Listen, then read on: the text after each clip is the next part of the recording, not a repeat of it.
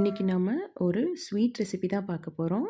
இது ரவை யூஸ் பண்ணி ஜாமுன் எப்படி பண்ணுறதுன்னு பார்க்கலாம். ரொம்ப ஈஸியான ரெசிபி, யார் வேணாலும் செய்யலாம்.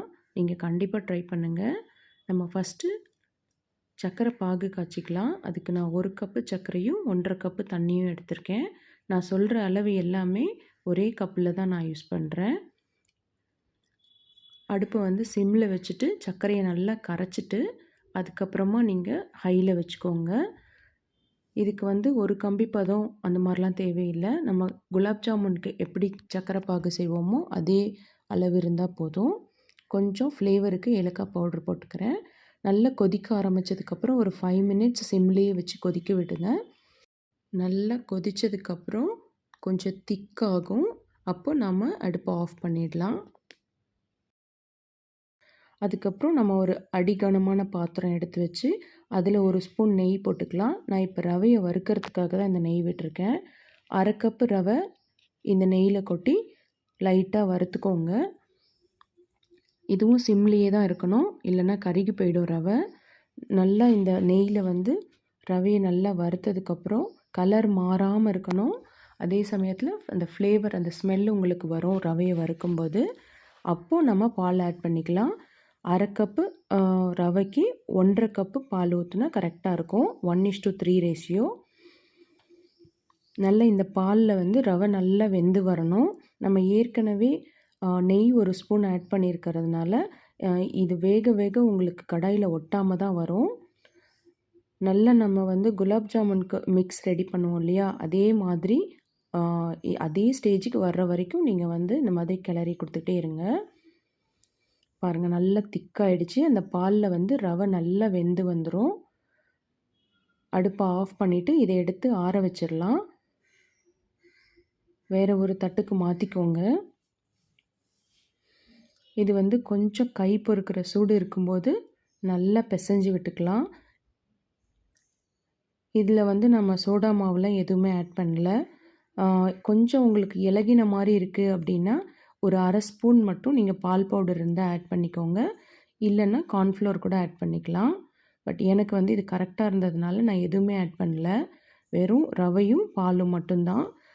நல்லா பிசைஞ்சு விட்டுட்டு ஆறுனதுக்கப்புறம் கொஞ்சம் கொஞ்சமாக எடுத்து உங்களுக்கு எந்த சைஸில் வேணுமோ அந்த சைஸில் நீங்கள் உருண்டை பண்ணி வச்சுக்கோங்க. நான் ரொம்ப குட்டி குட்டியாக இன்றைக்கி குலாப் ஜாமுன் சைஸ்க்கு தான் எடுத்தேன். பாருங்கள், நல்லா உருட்டிட்டு லைட்டாக ஒரு ப்ரெஸ் பண்ணி எடுத்து வச்சுக்கலாம். இந்த மாதிரி உருட்டும்போது உங்களுக்கு கையில் ஒட்டுற மாதிரி இருந்ததுன்னா லைட்டாக கையில் நெய் தடவிக்கிட்டு அதுக்கப்புறமா நீங்கள் உருண்டை பிடிங்க. நான் குட்டி குட்டியாக எடுத்து இதே மாதிரி எல்லாத்தையும் தட்டி வச்சுக்கிட்டேன். கையில் கொஞ்சம் கூட ஒட்டவே இல்லை. ஏன்னா நம்ம கொஞ்சம் ஏற்கனவே நெய் ஆட் பண்ணியிருக்கோம் இல்லையா ரவையில். பாருங்கள், இந்த மாதிரி எல்லாத்தையும் தட்டி எடுத்து வச்சுக்கோங்க. இது பார்த்தா மினி இட்லி மாதிரியே இருக்குது.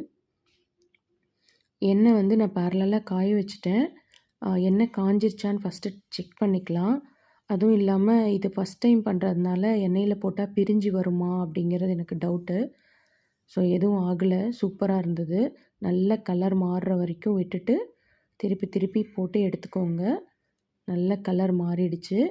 இப்போ நம்ம ஒன்று ஒன்றா போட்டுக்கலாம். இது வந்து ஒரு 10 பால்ஸ் நான் போட்டேன்.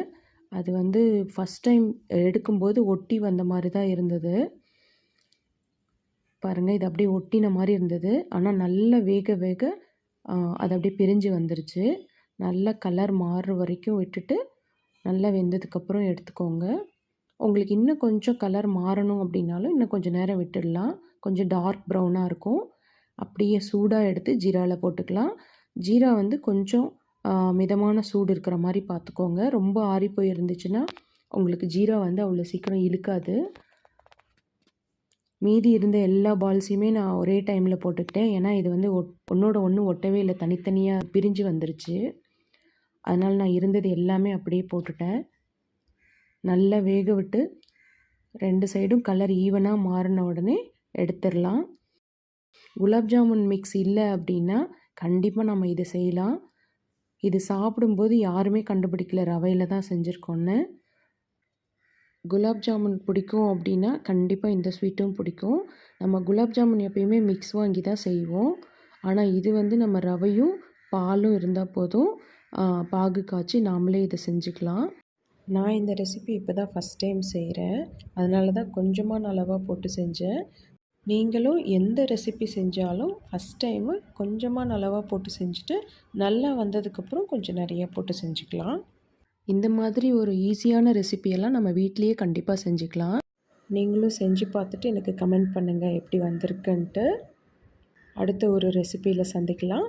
தேங்க்யூ.